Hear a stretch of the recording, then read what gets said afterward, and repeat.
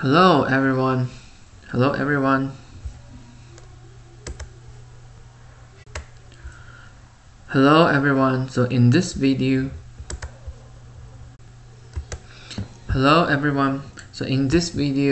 I will show you the concepts of the UML class diagram and all these components, the notations there, how we can use this tool to create and present the relationships between each different classes.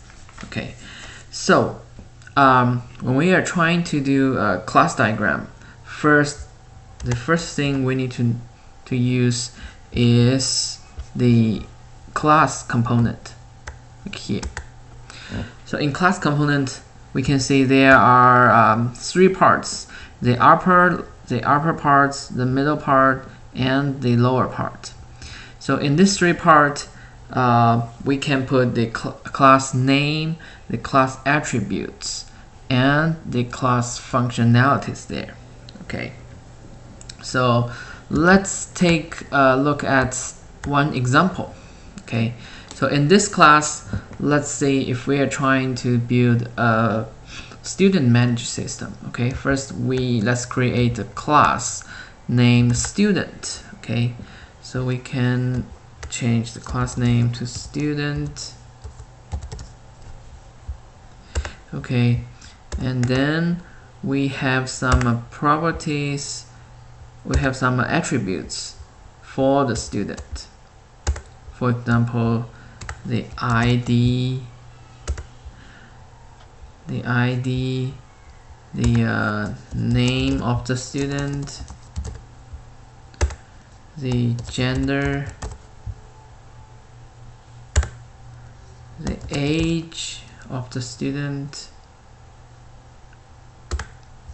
Okay, here you can see in the middle part we have all these four attributes there. So those attributes are something you can have a value for it. So it will represent some of the attributes of that class. So it's a significant piece of data containing the values that describe each instance of that class.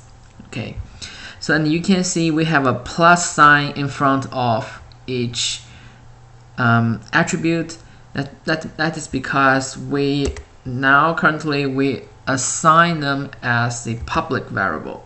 Also, you can apply like private variable or protected variable, which is minus. Yeah. Okay. So what's the difference between the public and private? That is something you should have already known in your object-oriented programming class. So I won't repeat it again here. All right. So here, that's for variables. Also, we can put some operations there, which is the methods. Okay. So the methods or operations, whatever you want to call it, it's basically just the functions of that class. So it allows you to specify any behavior feature of that class. Okay, for example, here for the student should be able to do different things like taking class.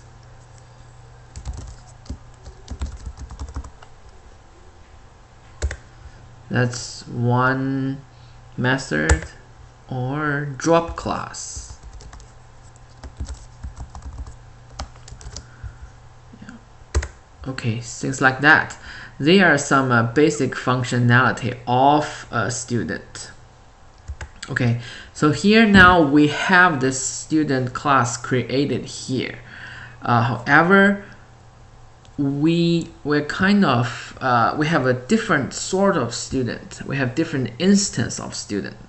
For example, the student can maybe they belongs to different department. They have different majors. So this student class is just a generalized a class there. So you can create a whole bunch of subclasses, which is a student, but each individual class has their special features. Okay, so which means it could be some special case of the student. Okay, so here maybe let's create another 2 class. Okay, for this class we can call this maybe we can have this individual class, maybe we call it yeah, we can call it math major.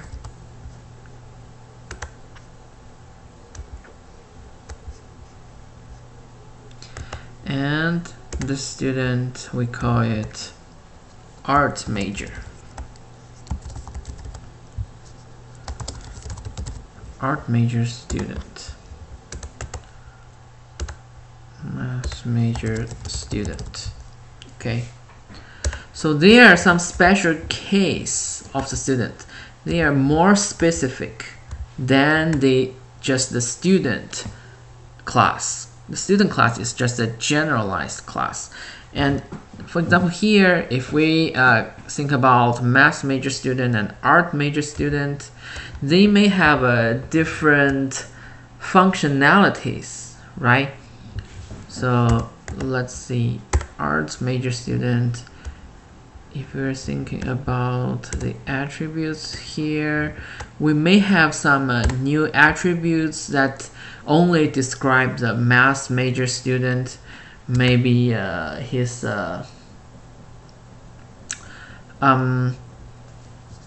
okay,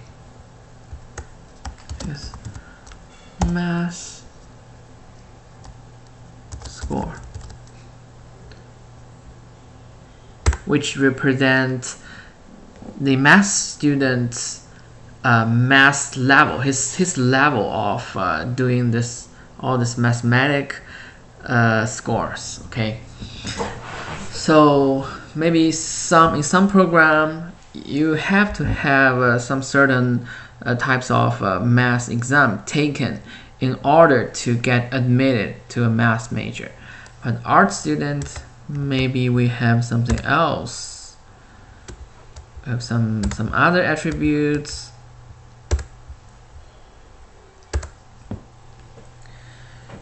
Called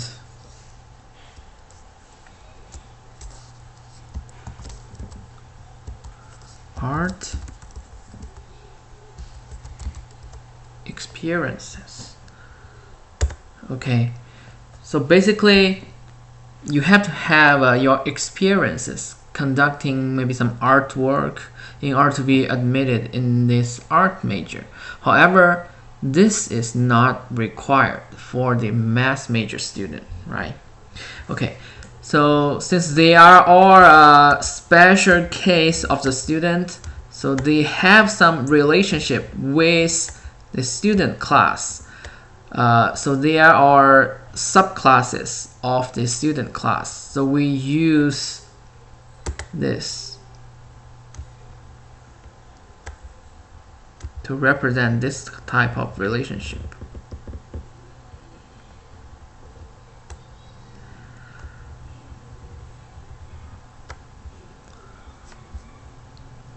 Okay, the same thing, we use this inheritance to represent that both the math major student and art major student, they are inherited from the student class.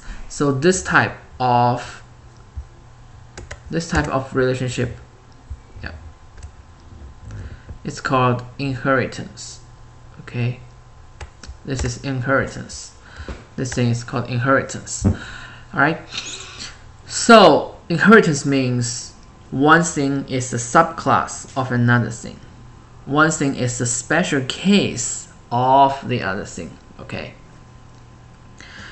All right. We have some other relationship here. Okay. Here also the same thing here. The math major student and art major student, they have a special attributes. Also, they may have some special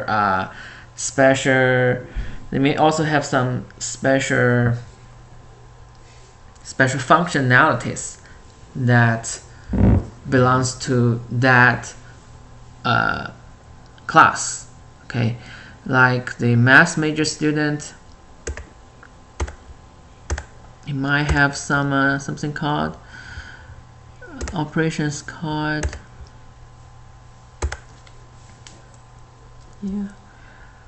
conduct lab research. Conduct the lab research, which is usually required for many STEM major students. Okay, and for arts major student, he or she may have another attribute, no, not attributes, operations, which is the function or method, whatever you want to call it. Okay, so practice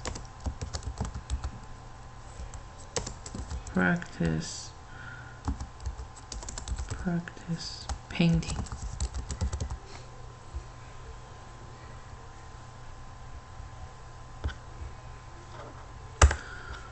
Practice painting. Okay, so that's all some special functionality that is associated with this art major student. Yeah. All right. Then let's see some other relationship here. First, we see this is the subclass, the inheritance. Okay. Then let's see another thing called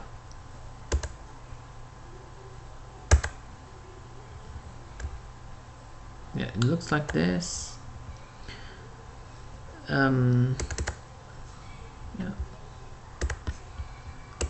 Let's put another one here. Okay, for these two, I'll change one of them from aggregation to compensation. Okay, so the difference here between this compensation and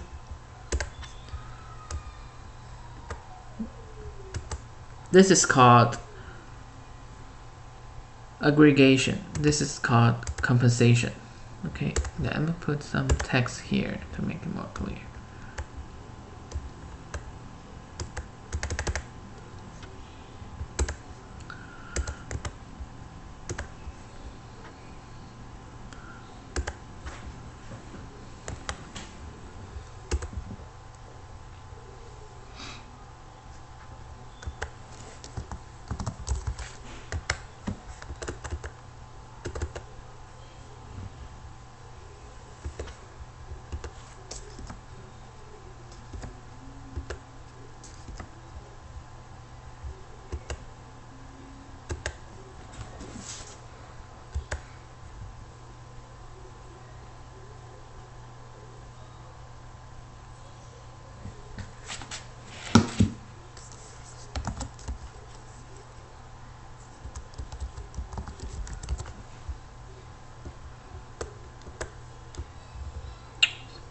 Here, this is aggregation.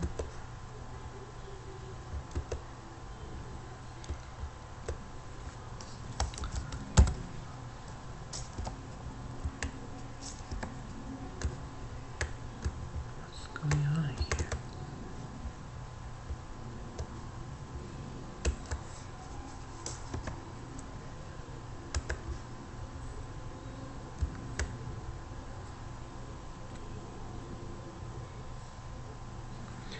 This is called inheritance.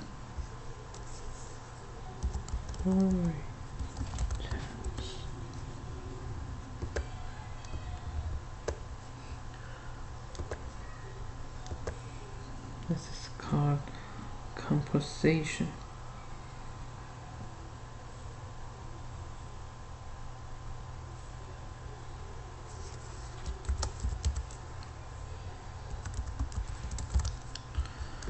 composition. And yeah, let's see. Let's see how can we use this aggregation. Okay, so aggregation basically it means has a relationship. Okay, has a. So for example, if we have another class here,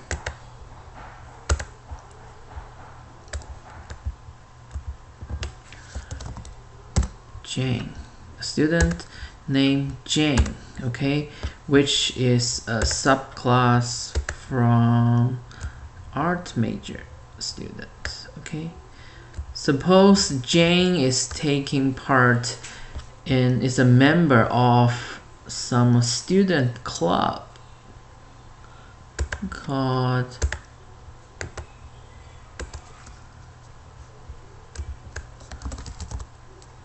Student Art Club.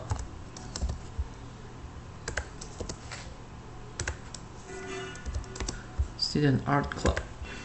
Okay, Jane is a member of a student art club, which means we can use this type of aggregation. So basically, student art club has a whole bunch of students like Jane, who is an art major student. Okay, so then we can use this type of aggregation relationship here.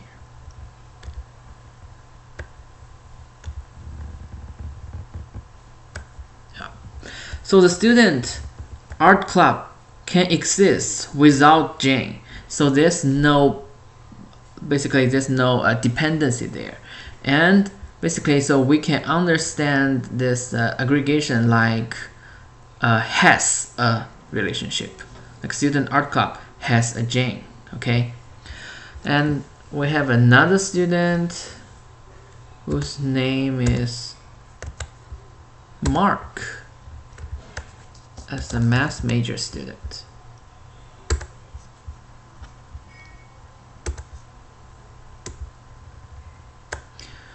Okay. Suppose Mark spent a lot of time in the lab, so he wants to have some good meal plan, and he lives in the dorm. Okay, so therefore Mark has a meal plan account.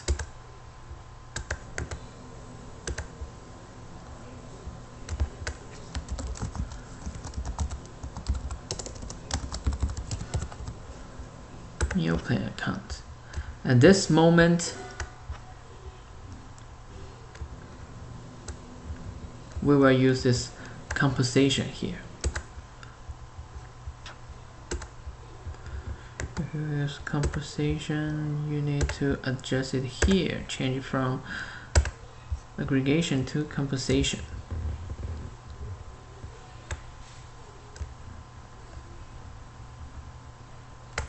Okay, so this means Mark has a meal plan account. Okay, so the student, this aggregation is the student club. The Jane is a member of student club. So okay, aggregation means is a relationship. Its composition is has a relationship. Okay, so I just made a mistake there. So yeah, aggregation here. This aggregation means student club. Jane is a member. Jane is a member of the student club. So student club is a set of students like Jane. Okay, so they can both exist with each other. Okay, but here Mark and the meal plan account, they're different. So Mark has a meal plan account. So here the composition here is has a relationship. So the meal plan has to coexists with Mark. If we do not have the Mark class, if the Mark class does not exist anymore, the meal plan account won't exist. won't exist. Okay, so this is the meal plan. So here, actually, since Mark has a meal plan account, so basically Mark may have some functionality called eat meal. Okay, eat meal. And then if we have a class called meal, we can have another relationship here.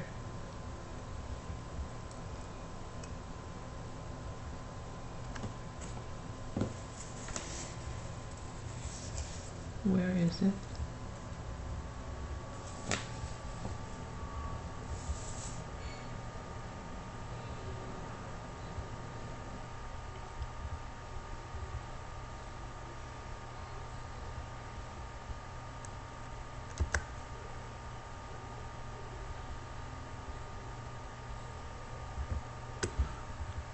Okay, so this is the most simple kind of simple relationship.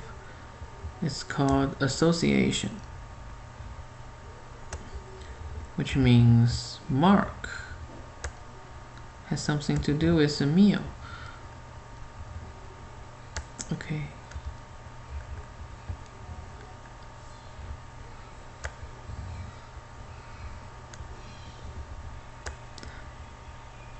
You can see here we actually have a direction. For the association, we have a direction. Okay, so the association just simply means what is the basic relationship between these two classes, and it's unidirectional. So it can only go from one direction to another direction. So here Mark, since Mark has the eat meal functionality, so the relationship between these two classes are like eat meal here.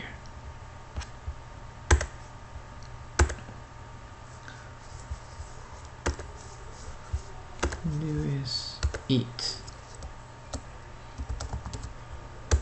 Okay, you can just use the text near this association line to represent that it's a relationship of eat. Okay, so basically this is a simple example of a class diagram. I hope this video will help you build a more solid understanding to the what is the class diagram, to the relationship between the classes, between two classes. It has 4 kinds of relationship. Yeah, I should put it here.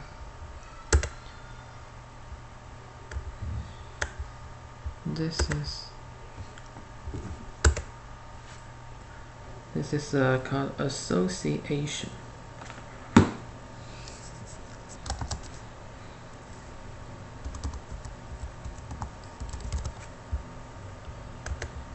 Okay, so there are 4 different relationships here.